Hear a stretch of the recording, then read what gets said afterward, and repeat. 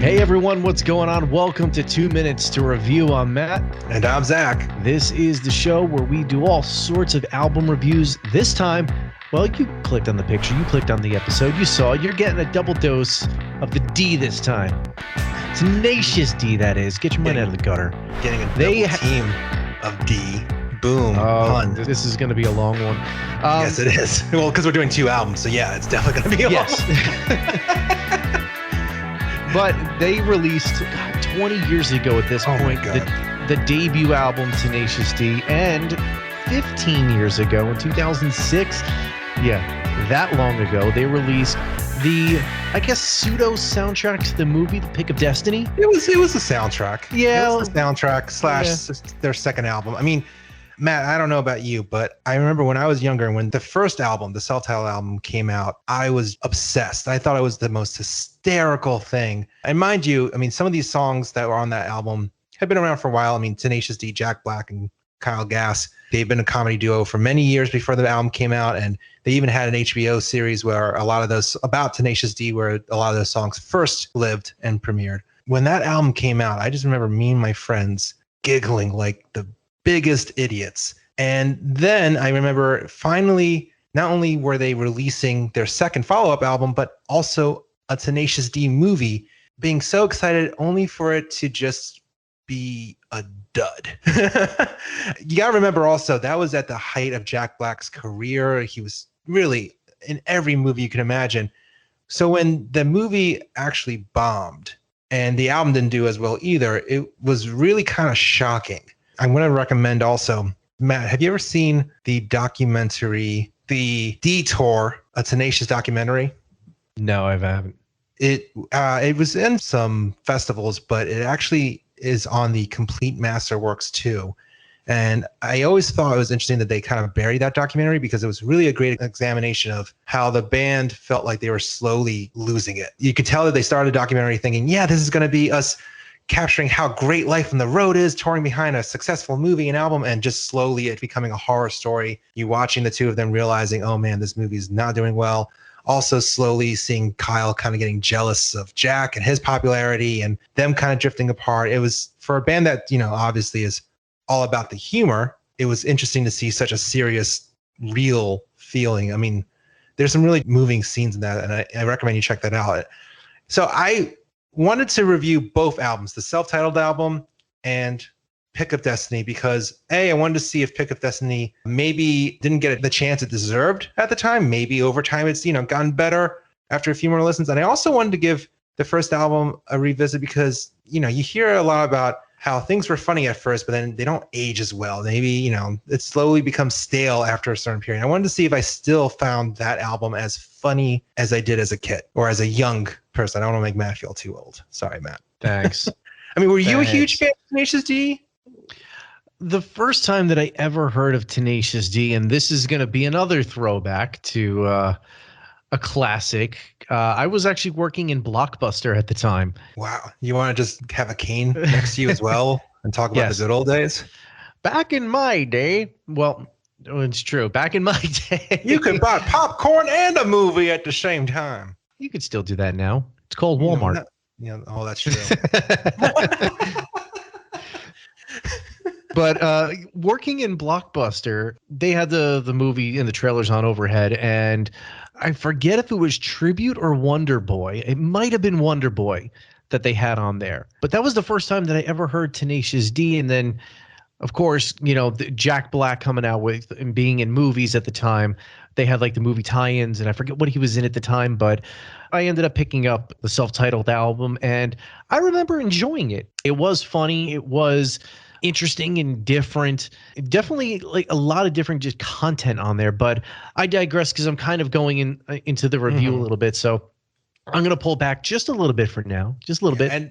And just to remind everyone how this works, we each have to give the longest review in under 2 minutes. So in this case, we're going to start off with the self-titled album and then duke it out there. And then after we figure out who won that round, we'll move on to the Pick of Destiny, same rules. Longest review in under 2 minutes wins. Don't comment saying, oh, it's a 2-minute review. Why is it such a long episode? We never promised the episode would be that long. Plus, it's 2 albums. and we like to geek out over music and talk. So just enjoy it. Geek out with us over the D, which is the weirdest thing I think I've said in a long, long time. Which is also well, that's not true either. Yeah, you're right. And that's just a great segue into thanking our sponsor, Lucky 13 Beard Co. Great beard balms and oils made in small batches. Lots of really interesting scents.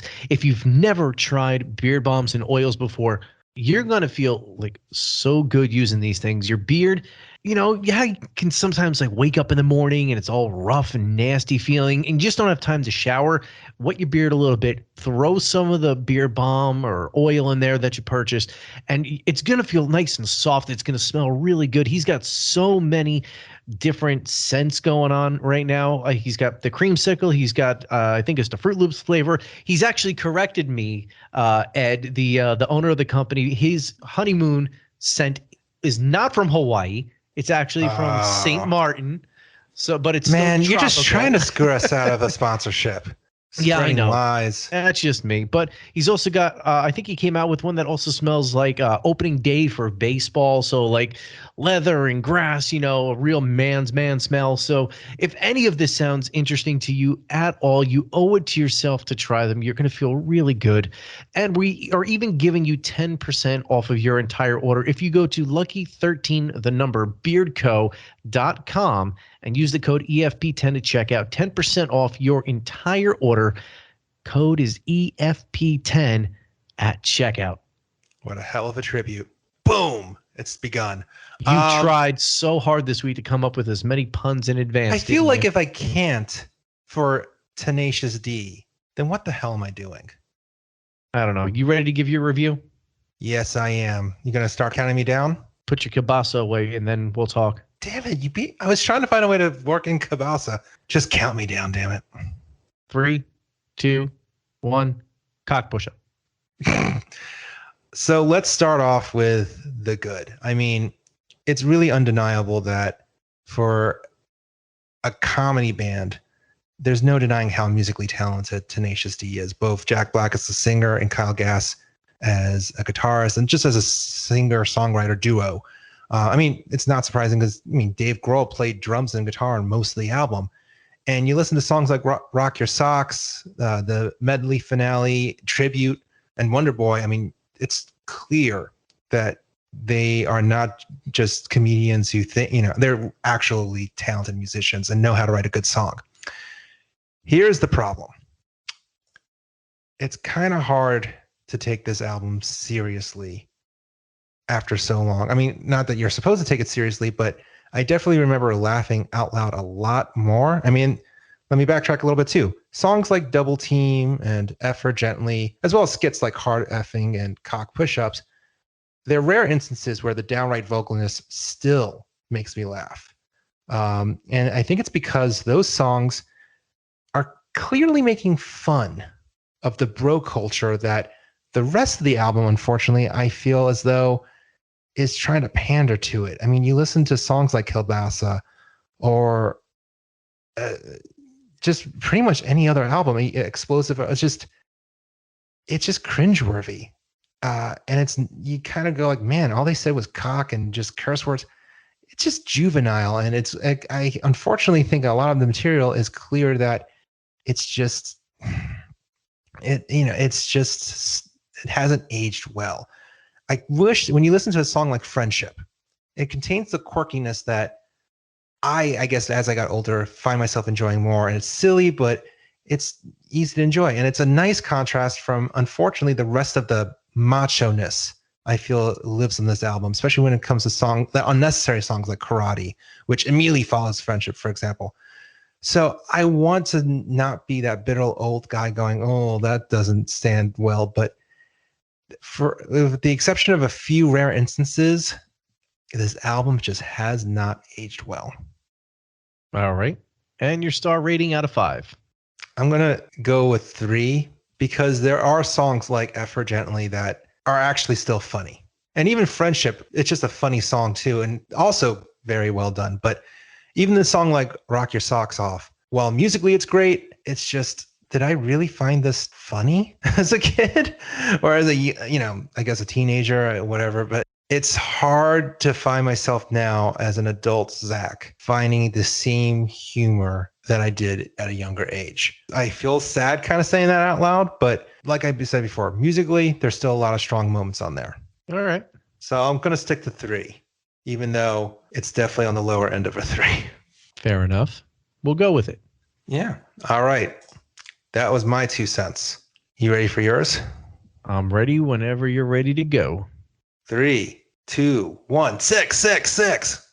So with this particular album from Tenacious D, I find myself kind of at the crossroads where Zach found himself. Now, what I do enjoy about this is it is a great way to take a trip down memory lane and listen to something that I did dig a lot when I was younger, but I think that's where it's supposed to live. I don't think it's supposed to be, one of those albums that kind of travels with you as you kind of get older, because there is some of the humor, if you have that, I don't want to say toilet sense of humor because it's really not the right word, but if you have that sense of humor about you still as you start to age, great, that's fine. You're going to love this album still. But for somebody who kind of evolves their tastes in music and just kind of goes with what's coming out, what's new, or you want to eventually revisit something, this is a great revisit. It's not going to be something that sits in like your car CD player. I mean, there are great songs like Tribute, Wonder Boy. I think Kielbasa is pretty good. The song that they do about Dio is kind of weird because they talk about putting him in a nursing home and getting him taken care of. But then again, Dio's this rock god to them at some points. So it's kind of weird. But then like the skits, and you can really see if you go on Spotify and listen to this, you can clearly see that there is a very big difference in the types of listeners to this album. One person will go through and listen to this album in its entirety and know exactly what it's about because it's just a comedy album. Then there's people who will pick and choose the songs that they listen to because songs like Tribute, Wonder Boy, Fuck Her Gently, and Kielbasa, they have the most listens.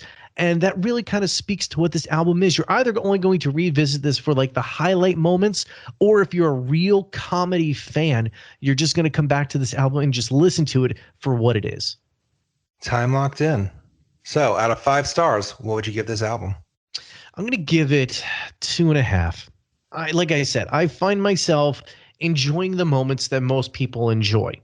Tribute, Wonder Boy, Kielbasa, those songs, because as you start to get deeper into this, and I did find this very interesting as I was listening to this again, that once you start getting deeper into the album, all of the listens start to drop off, and like you go from 131 million listens on like Tribute and 61 million on Fuck Her Gently, and then you get down toward the bottom and you get into Double Team and City Hall and in the drive-through skit, and you get like 3 million, 7 million, 4 million listens. I mean, granted, they're not small amounts of listens. Yeah. But in comparison, you're dropping off. You see where people favor. Exactly. Sure. You see where this album really lies. It lies in the singles, and then just the rest of it is a comedy listen. And those people are the ones who tend to listen to it all the way through. It's funny. I think actually Double Team is another good example of being vulgar but still funny, because the moments where Jack Black lyrically is a little clever, the idea where suddenly Kyle comes out naked, the tools and everything, and it's just and then starts singing like, "We don't mind sucking on toes," yeah. And it's just funny because it's like you wouldn't expect big dudes like that to be down for that. It's when they get kind of lazy in the humor, like with Rock Your Socks Off. It's like drop chow and give a Cleveland Steamer. It's like, okay, so that it just, this album is uneven in regards to clever and just downright vulgar for the sake of being vulgar. But to your point, you mentioned about how it lives in nostalgia and bringing back memories. I think part of what makes me feel uncomfortable is that I kind of have fond memories of laughing with my friends, but at the same time, it doesn't bring back warm, fuzzy memories. It just reminds me that, man, I really was a dumb teenager. Well, you know what, though? But I think it's good to have something like that, especially with this, because it is meant to be that. It's not like somebody, and there's a lot of albums like that are out there. Like For me, I think one of those types of albums to remind me of being a dumb teenager is Blink-182's Enema of the State. Yeah, no, it's true. This one, it feels a little bit different because Blink-182 is still taken as a serious band nowadays, and the music lives on in multitudes of playlists, like the best of the 90s, the best of the 2000s. Whereas something like this, kind of has fallen off the radar and kind of fallen by the wayside. Maybe a little bit more pickup now because Jack Black, and all of his like crazy Instagram stuff that he's doing. But I really feel like this is just meant to make you feel a particular way. Like, I know I have memories of like the first couple of times listening to like Fuck Her Gently with like a couple of my friends, especially those that were female at the time. I remember those conversations and just listening like and like all the hilarity that we had that went along with it. So I just think it is something that's meant to just sit in your memory and have some really good memories of. If this was at the time you were growing up, and probably it is because you clicked on this and you're listening to us ramble on about it. It's funny. You mentioned F Her Gently, and I'm just giggling even thinking about the lines of that song, and also the memories. Dish?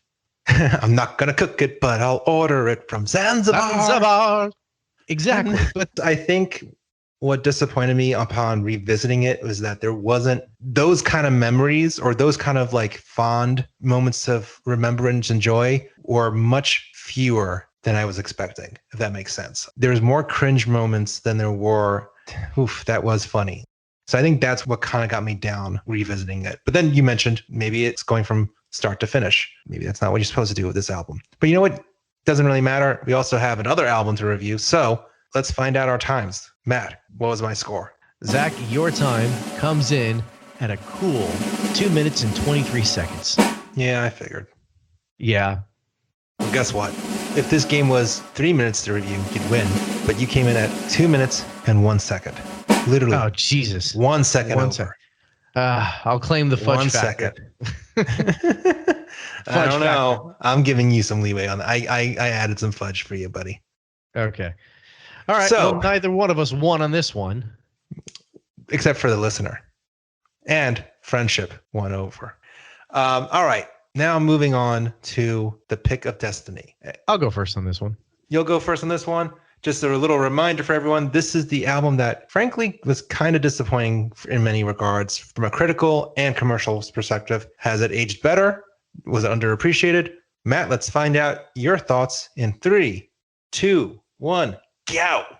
I really do enjoy this album more than the original Tenacious D album, because the Pick of Destiny, at least that there's reference material to go back to if you want to find out some of what's going on behind these songs. Like, I love Kickapoo. It's a great song that features both Meatloaf and Dio. So I mean, that's a really cool song. Classico, I love the classic vibe that they put on a Jack Black original. But then, you start to get into some like really stupid songs like Papagino, which you really have to watch the movie to understand. Same thing with Master Exploder. But then you get further down, and then another couple of really good ones, in my opinion. I love Beelzebub, even though, once again, you have to kind of watch the movie to understand it. POD, the title track to the album, and the song that I would say elevated this album a little bit, at least for me, was the metal, because it came with Guitar Hero. And back in the mid 2000s, Guitar Hero was everywhere.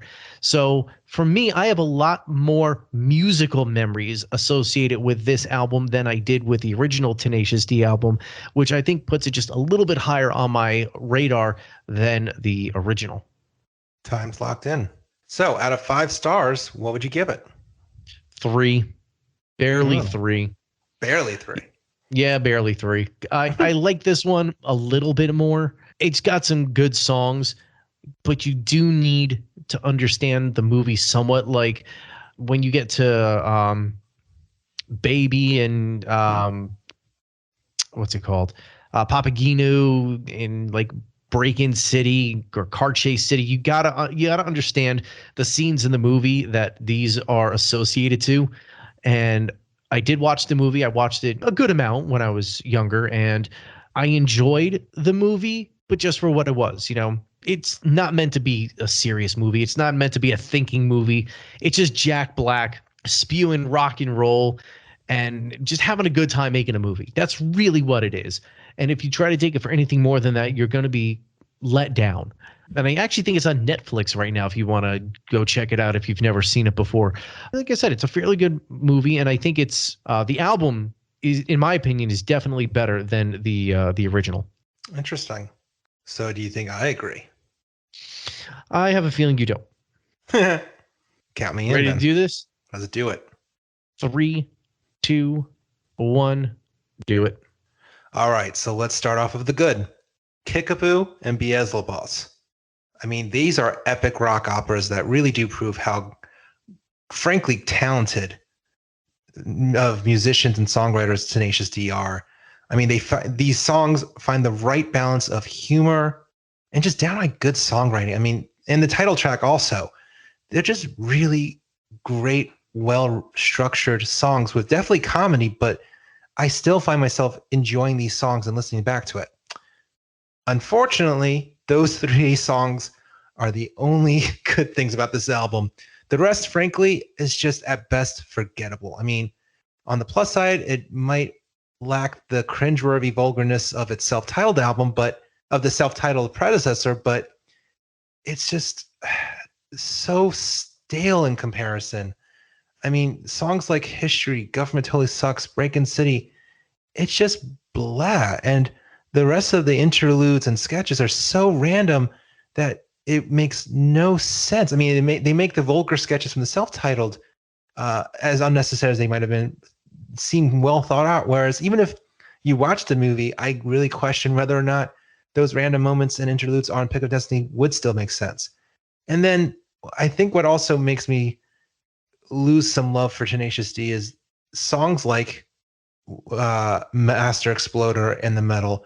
Whereas, in case you didn't realize that Tenacious D love hard rock bands that really overuse the term re-rock or just rock in their songs, these songs just drive it down your throat. It's just almost suffocating how much this Tenacious D try to sound like badass rockers on this album. So I wish I could say that this album has aged well as well, but still it kind of reminded me that maybe Tenacious D and I aren't as in love with each other as we used to be. Got a time and star rating out of 5. 2.5. And okay. The only reason why I even got to half is because Kickapoo and Beelzebub are such great songs. Like, I would argue that musically, those two are far superior than anything that is on the self-titled album. I think they definitely spent the money on Kickapoo, in my opinion. Granted, I'm sure it didn't cost anything to get Dave Grohl on Beelzebub because he's friends with them and he recorded the instruments on that album, but they're just great songs, which is why it's so surprising how literally the rest of the album is so forgettable. Like, it's just blah. It's like they put all their mind into those 2 songs and just said, screw it, we'll focus on the movie, which, if I recall also, as much as I loved Tenacious D and even liked the HBO shows, the movie just was also very lackluster. And I don't know if maybe it was because if you think about the time that movie came out and you think about Jack Black's level of stardom, like he was in, like, School of Rock was only like 3 or so years old at that point. And he was literally being thrown into star vehicle movies, playing the same character in almost every movie that he did. The loud, obnoxious guy who's a little charming, the John Belushi type characters, and it was just overdone by the time Tenacious D came out. A lot of people were like, I've seen every Jack Black movie, I don't need to see it again. And I wonder if maybe that's why the first album was like interesting, because it was still fresh. No, you do make a good point there, because what I found to be the most refreshing Jack Black, while I love School of Rock, but the most refreshing Jack Black movie was The Holiday. Apparently, you are just in my mind, because I was even thinking about that movie as I was talking about every single movie he was in. It was like, well, except for The Holiday. Yeah, because he was I mean, he wasn't playing himself. He was playing. Right. He was just a genuinely just nice guy, not forcing any humor. And I think maybe that's kind of what happened with the Pick of Destiny to a degree. It's like they're pushing for that certain level of comedy so much that we're just getting burnt out of Jack Black. And that's potentially why, it bombed, because a lot of it was just Jack Black doing Jack Black things. And how much Jack Black can one Jack Black, Yeah. I also think it's fair to say that Jack Black is extremely enjoyable in small doses. Like, I would say it's been a while. I myself got burnt out on Jack Black. And once in a while, I'll find myself revisiting an interview of his or a clip of his or a movie of his and remember like going, yeah, he really is hysterical. Like, I remember two instances. One where Tropic Thunder, when that first came out, I remember it had been a few years since I really had given a Jack Black movie a shot again. And granted, it wasn't just Jack Black, but it was Ben Stiller, Robert Downey Jr., and, a really just funny concept. And he was vulgar in that, but it was still just so fun. Like, he really is hysterical. Like the campfire scene in Tropic Thunder. I won't go too detailed, but watch it. And it's just as vulgar as it is.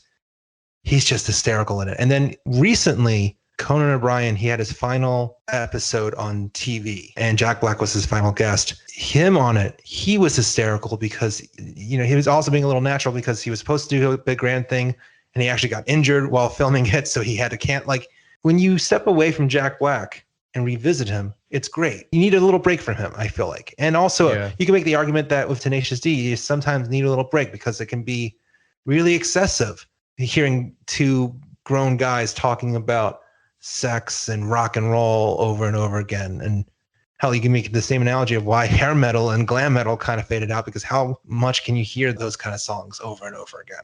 Yeah, I can see that. But you know what? None of that really matters, right? Once again, it's all about the scores. All about the scores. Matt, how do you think you did? I'm hoping I stayed just under 2 minutes. Well, either I did not do a good job keeping time, or you gave your shortest review in a long, long time. 1 minute and 23 seconds. All right, I'll take it. Now, I'm hoping I stayed under, or at least not too far off, so I can at least have a little redemption. Well, if we're going a winner on this episode, that winner would definitely be me, because you did a review in 2 minutes and 7 seconds. Man, still better than the self-titled score. Yeah, it seems like a long-ass fucking time ago since you stayed under 2 minutes. Well, I speak the truth. Oh, well. But you know what? Well.